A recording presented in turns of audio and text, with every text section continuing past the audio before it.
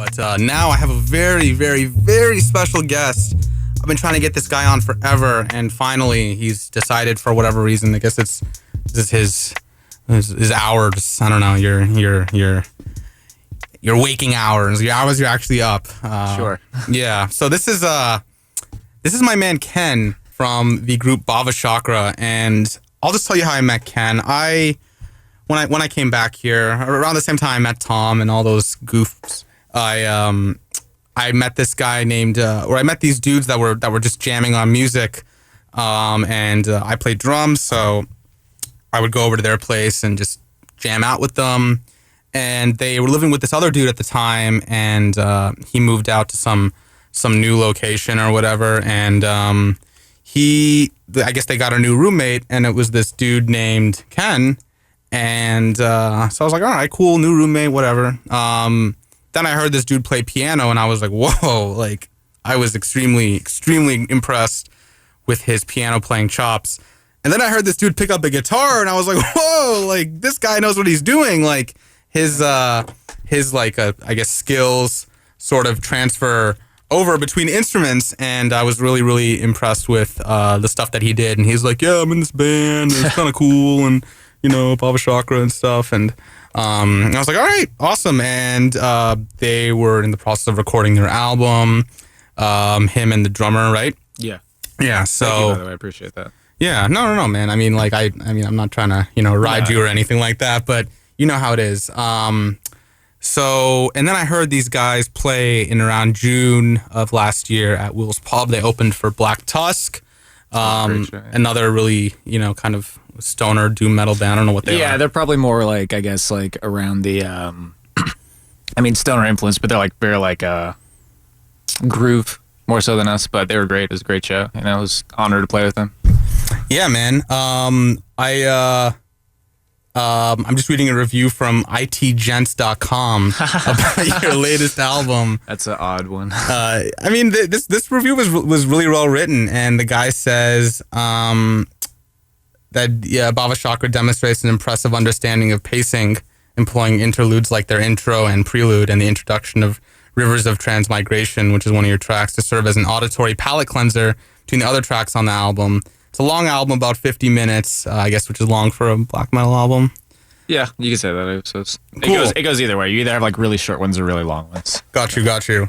And just listening to that album was a treat for myself. Someone that doesn't really listen to a whole lot of black metal, or just not.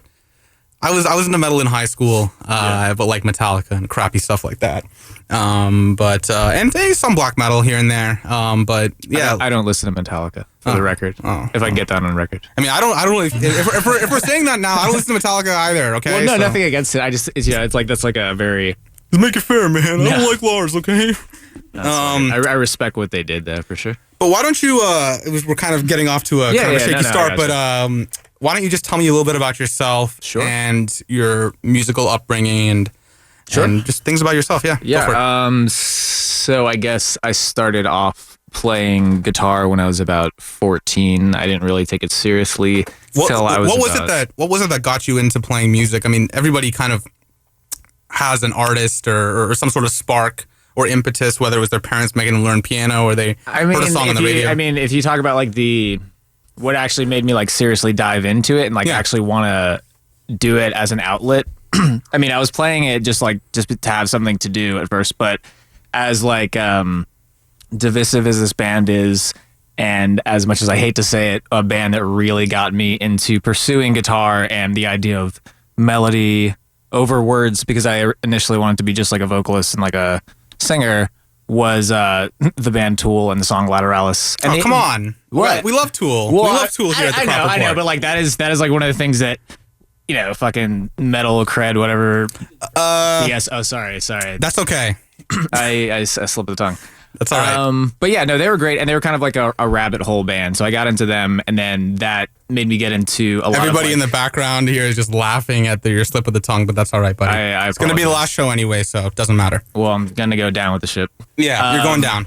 Yeah, but I got into progressive rock, which got me into like psychedelic stuff. And then the branch out one, I guess from that, I guess you could say the big branch out was Yes, which is like progressive rock from the 70s. Oh, yeah. Yeah, and then like got into jazz fusion from that. And like, Man, I listened to a lot of Yes in high school, which is why probably no girl ever talked to me, but that's okay. Great, you know what? Great musicians. They're the best. They're some of the best. Oh, yeah, for sure. Them and like ELP, you know. Yeah. Rest in peace, Keith Emerson. Yeah, rest in peace. That's very unfortunate. It really is. But yeah, King Crimson was a big one for me as well. And then I guess from there, I ended up going to school for music a couple years back and studying piano.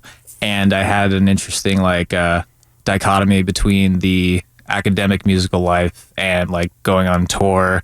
And I fortunately got to see both sides of it. Going on tour with my old band, Infinite Earths and Mindscar, who I played in over that tour. And that was like just pretty eye-opening as to like, you know, what I wanted to accomplish. And I didn't really expect to get this into metal, but as far as like a modern genre, I feel like it's one of the, I mean, you could say black metal in particular, but metal itself and like more extreme, you know, music like grindcore and whatnot. It's almost like modern day folk music, you know, because of how much is expressed in it, whether it's like anti-establishment or anti-religion or whether it's pro something. It's very like palpable. And so that's kind of what I've gravitated towards lately. It's a very kind of aggressive outlet for a number of ideas. And this new band, this new project, Bhavachakra, is kind of like a culmination of like my classical influence plus the metal influence plus the jazz influence. And it's like, I'm super happy about like what how the album turned out. So it's good, man. I'm really glad. And as succinct as I can make, you know, my musical. And it's a great album. It's available on Bandcamp. Yeah, right now. Yeah. And honestly, I mean, not to put it out there, but it's on some sites out there that are like very very big music sites. Cool. That are yeah, you pirated it, right? I didn't pirate it per se. That was like a really good feeling being able to find, because that's how I found music when I was a kid. But there's this one site out there that's, you know, if people out there probably know what I'm talking about. It's kind of an underground music site, and I was able to find your stuff on there. So that's cool. That's kind of a good hallmark of awesome. of a good up and coming band. A rite of passage. A rite of passage, if you will. So let's actually play something from your latest LP. You want to introduce this track? Sure. This is Sybaritic Apparitions. This is the first track we released from the album a little bit before the actual album came out. It's a good representation of where the music's going to be going, and it kind of has like a little bit of all of like the little nuances we touch on. So, yeah. And we're going to play another track after that, actually, which is a track that, you know, Bhavachakra was heavily influenced by. Yeah. Want to touch on that a bit? Yeah, I wanted to use this opportunity to be on here. But thank you, by the way. I do definitely appreciate you. Hey, man, anytime. We've been talking about this for a while. So. Yeah, we've been talking about it for too long. Yeah, so it's awesome. Most of the time we were a little inebriated. Yeah. But I'm glad we were able to sober up and come to our senses and make this happen. Was I supposed to be sober coming on here? That's a good question. But this band that we're going to play after the Bhavachakra track is called Ethel Dueth, and this song is a mix of, I guess, you know, great jazz guitar musicianship and then like insanely good jazz drumming in a very aggressive, heavy context. So you'll see, I guess, how that kind of influenced the track that we'll play before that, which is Sybaritic Apparitions. Wow. Bhavachakra. Where does that name come from anyway? Bhavachakra. It sounds a little foreign. I don't know. Why don't you tell me what it's about? The name Bhavachakra is the word used to represent the wheel of reincarnation in Buddhist and Hindu theology. Essentially. Oh, so my people. All right, cool. Yeah, so you should know about this. I should. Yeah, I guess I got some studying to do. Well, I guess you're in a particular realm right now.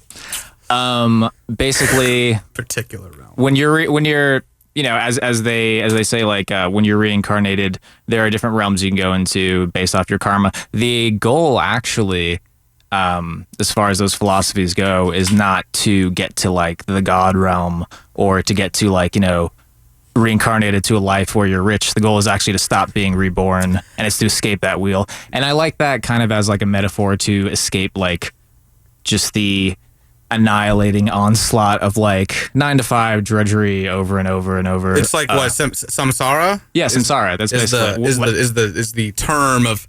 From what I understand, I took a class in college, so I'm an expert. So what I understand is that you kind of have to, karma is almost like it's like a zero-sum game to an extent. Like you want to have no karma in order to reach samsara. So the only way to do that is to not interact or attach yourself to anything. So that's why you got dudes sitting in the forest and, meditating and with the sitting, I guess Indian style is a little politically incorrect. Their sand mandalas. Crossing their legs. Yeah, exactly. So, okay. So that actually kind of paints a bit of a picture as to and some of the song names too. The one of the next songs we're gonna play is Avalokiteshvara. No, actually, can we play Rivers first? Yeah. Okay. That's Do you mind? Is that okay? No, just a joke. I'm sorry. Just a joke, man. All right. They're both very like foreign sounding names. Yeah, I don't know. You're gonna piss a lot of Republicans off, but that's okay. Well, then my goal has been achieved. So. There you go, man. That's what we do here on the Crop Report. We piss everybody off. And we have a lot of people here in the studio just expressing their anger. Pleasure. I'm not looking behind me. I'm scared that I'm gonna get attacked. Yeah, you should be scared. Okay, so Rivers of Transmigration. Correct. Transmigration is just. Where do you come up with these names? That's another term for reincarnation, and actually, that's kind of that song title in particular is a bit of an homage and shout out to one of my favorite psychedelic folk artists. Psychedelic folk. They're just coming up with any sort of genre nowadays. It's really beautiful and dark and brilliant. Ben Chasney, Six Organs of Admittance. It's a solo folk psychedelic project, and he has a song called Rivers of Transfiguration. This song is called Rivers of Transmigration. Go ahead and marry him, why don't you? If you're out there, Ben Chasney, I'm waiting. I think it's legal now, right? It's not just moved to Canada. I would hope so. I got you. I'll get you into Canada. I'm from there. You'll smuggle me in. We'll get you married, and we'll get you, Regardless, doing your thing. I wanted to use that title as like a way to shout out a very influential band in like a very kind of subtle way, and then the song subject matter itself is basically about escaping that wheel of samsara, escaping that river of transmigration of being reborn indefinitely. Sure. So. And all joking aside, that's pretty cool that you're in that position where you can actually shout out a dope band he's super influential. Awesome, man. And anything else you wanted to play? Maybe another one of your influences after that? Sure, yeah. I guess after that we could play since it'll play like immediately after that, and should be pretty obvious when it changes because the palette's a bit different. I wanted to play a track from another big influence, Behold the Octopus. I know it's when I was like acquiring these tracks, I was like, I hope this guy isn't on, he's not sniffing bath salts or huffing jankum or anything like that. Oh my God. Got a lot of people laughing in the studio now. All right. Take it easy over there, buddies. No, Hold the Octopus. Okay. Yeah. It's just a brilliant trio, instrumental and just amazing musicianship. The song I think is Some Mist. So yes, that's the track I got. So that's what we're playing. Perfect. There you go. Okay. Ken, again, the guitarist, singer, and, brains behind the black metal Orlando group, Bhavachakra.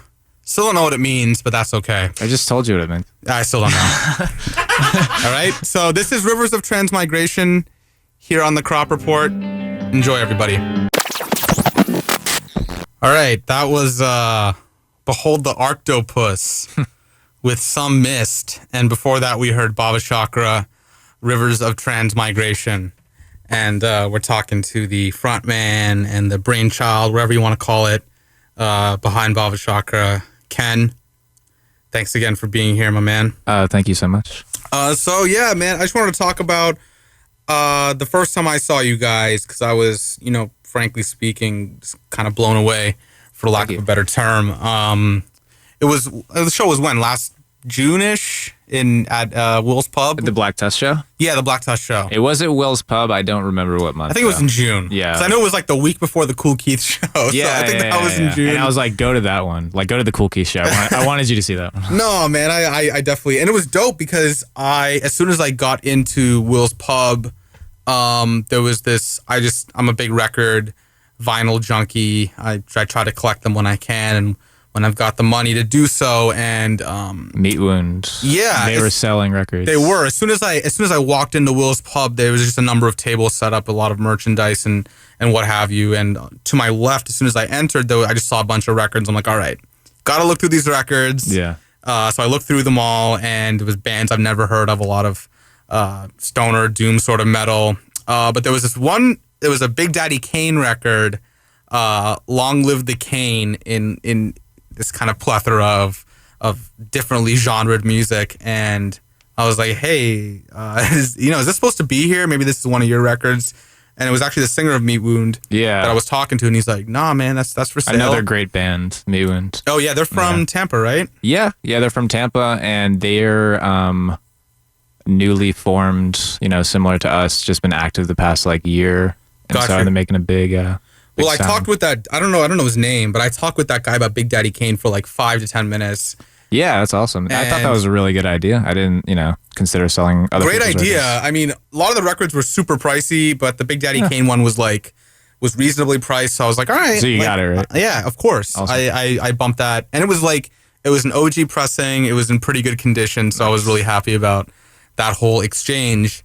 But then I heard you guys come on, and your roommate at the time current roommate was playing bass. Yeah, that was the one time we had a bass player. Yeah, and just even for a 3-piece, you guys created a lot of sound, and it's really impressive to. A lot of my favorite bands are 3-pieces, whether it's Emerson, Lake and Palmer or Rush, right. And they've always been able to create just walls of sound, not in the Phil Spector way, but just a lot of sound. And I really saw that. Even when I listen to your music, I hear that, and it was really evident when I heard you guys play at Will's Pub. Thanks, man. So do you guys I know you guys are a 2-piece. Yeah. And your drummer that was playing on that previous album just recently moved away, correct? Correct. Yeah. So our drummer who is on all of these recordings, Paul Stacks, my good friend and musical brother, has decided to go back to Texas. And I'm very grateful for his drumming on this album. Oh, he's fantastic. He's amazing. He's fantastic. Luckily for this project, I've been able to recruit Robbie Young, who also plays in Mindscar, and he's basically just a veteran of this music and this scene, and very fortunate and very lucky to be having him working with me now. Probably going to keep it as a 2-piece for a while. Got you. It's easier, it's easier to move quicker and collaborate on writing, with Robbie, and unless the right person comes in, I'm not, I'm open-minded to it, but I do like the leaner aspect of just having 2 people. Mm-hmm. So, and I think we still make a pretty good sound with it. A lot of my favorite bands are 2-pieces too. Really, really excited to hear what you guys, the kind of music you guys are going to create as a 2-piece, especially as a kind of newly formed 2-piece with the new drummer. Yeah, he's going to bring a lot to it. And you guys are playing a show coming up soon, right? Correct. We're playing on the 14th at Will's Pub again, which is, I always love playing there, with Immortal Bird, Puron, and another new local black metal band, Wrapped in Pale. I'm hoping we'll be able to give some tickets away on the on WPRK in general. Yeah. So stay tuned in the next month or so, and you'll definitely. It'll be our first show with the new drummer, so it's definitely going to be one to catch. Good, man. Well, I'm really glad to hear that, and let's play another track from your album. Where can people find this album, by the way? Right now, this album is available on Bandcamp. You can find it through Bandcamp or find it through Facebook.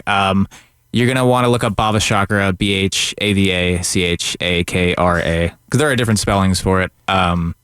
Pretty much on Facebook or Bandcamp right now. It's going to soon be available in physical form. We're in talks with some good institutions who are going to help us manifest those physical copies. But right now, Bandcamp is your best place to go. Got you. And where can people? Do you have any other sort of social Facebook media pages? is our go-to for everything. That's where all the information can be found. Facebook and Bandcamp pretty much right now. Very, very nice. Yeah. Well, that's awesome, man.